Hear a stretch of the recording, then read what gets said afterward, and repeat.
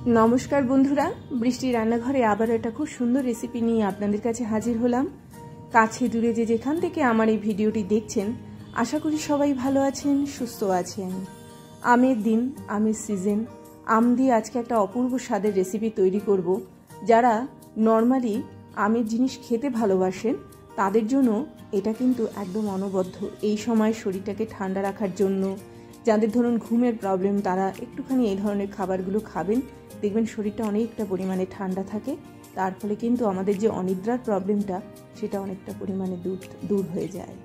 এবারে যেটা করছি 2 প্যাকেট দুধ আমি নিয়ে নিয়েছি। নর্মালি আমরা দোকানে যে ধরনের দুধ কিনতে পাই সেই ধরনের দুধই আমি এখানে ব্যবহার করছি, তার জন্য আলাদা কোনো কিন্তু আমি দুধ ব্যবহার করার প্রয়োজন নেই। এবারে দুধটাকে ক্রমাগত আমি নাড়তে থাকবো। নেড়ে নেড়ে এটাকে আমি একদম ভালো করে একটুখানি ফুটিয়ে নেব। ফোটানোর জন্য আমি এখানে কাঠের একটা খুন্তি দিয়ে রেখে দিয়েছি। এর ফলে কি হবে, দুধটা কিন্তু একদম উতলবে না। এরকম দুধের মধ্যে নাড়িয়ে নাড়িয়ে কাঠের খুন্তিটা রেখে দিতে হবে, যাতে করে দুধটা উতলে একদম বাইরে না বেরিয়ে আসে। এইরকমভাবে দুধটাকে সামান্য আমি একটুখানি নাড়াচাড়া করে নিয়ে একটুখানি ঘন করে নিচ্ছি। দেখিয়ে দিচ্ছি, দেখুন খুব সুন্দরভাবে দুধটা একদম ফুটে ফুটে ফুটে ফুটে বেশ খানিকটা কিন্তু একদম কমে আসছে। যত এটাকে পারবো ফুটিয়ে ফুটিয়ে একদম কমিয়ে নিয়ে আসবো, এবং কিনারে যে ছানার মতো অংশটা থাকে বা সর যেটাকে বলে সেইটাকে কিন্তু একদম মিডিল অংশে নিয়ে আসবো। দুধের আমি 2টো প্যাকেট নিয়েছি। দুটো দুধের প্যাকেট যখন একটা দুধের প্যাকেটে পরিণত হবে তখন এর মধ্যে আমি কাজু কিশমিশটা অ্যাড করলাম, এবং এখানে আমি পরিমাণ মতো চিনি দিয়ে দেব। চিনি ছাড়া আর আমরা কি ব্যবহার করতে পারি? চিনি ছাড়া আমরা এখানে ব্যবহার করতে পারি গুড় ব্যবহার করতে পারি, কিন্তু গুড় ব্যবহার করলে পরে সেটা কিন্তু লাল লাল হয়ে যাবে, সেটা কিন্তু আর সাদা থাকবে না। তো আমরা যদি মনে করি যে না আমরা চিনিটাকে অ্যাভয়েড করব, তাহলে আমরা এটা গুড় দিয়ে তৈরি করতে পারি, নচেত এটার মধ্যে চিনি অথবা মধু অ্যাড করতে পারেন। এবারে যেটা করলাম, আমের যে কাপ আমি তৈরি করে রেখেছি মোটামুটি 1 কাপ মতো এর মধ্যে আমি দিয়ে দেব।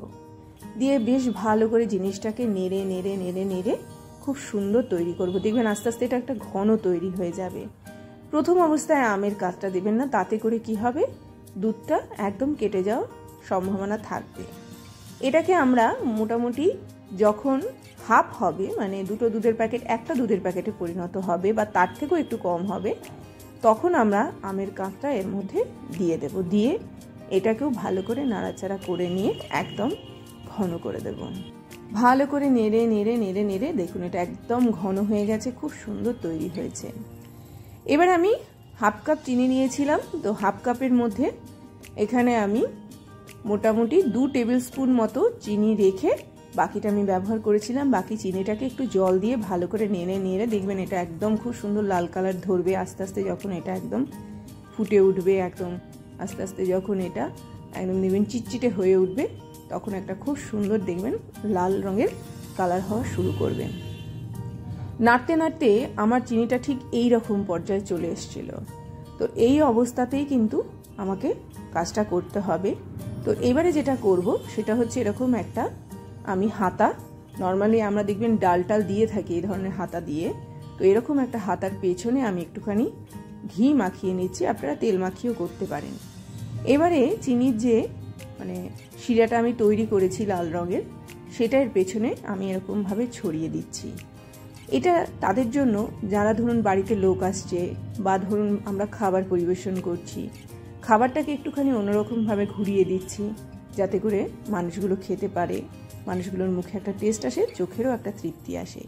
কিছুক্ষণ বাদেই দেখবেন এটা শুকিয়ে গেলে আমরা জাস্ট নর্মালি যখন এটাকে তুলবো হাত দিয়ে এটা কিন্তু উঠে আসবে। প্রথম দিকে একটু ট্রাবল দেবে বটে, কিন্তু এটা কিন্তু খুব সুন্দরভাবে উঠে আসবে। এবারে সেকেন্ড নম্বর জিনিস যেটা আমি করেছি, এরকম একটা লোহার রড নিয়েছি, একদম সরু।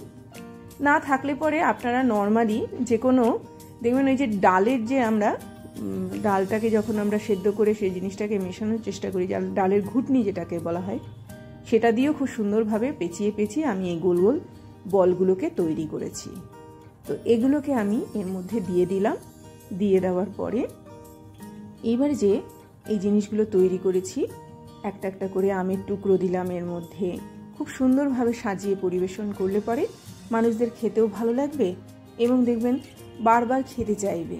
সবচেয়ে বড় কথা হচ্ছে আমের সিজনে দুধ এবং আমের এগুলো কিন্তু তৈরি করে খাবেন, এগুলো শরীরের জন্য খুব ভালো।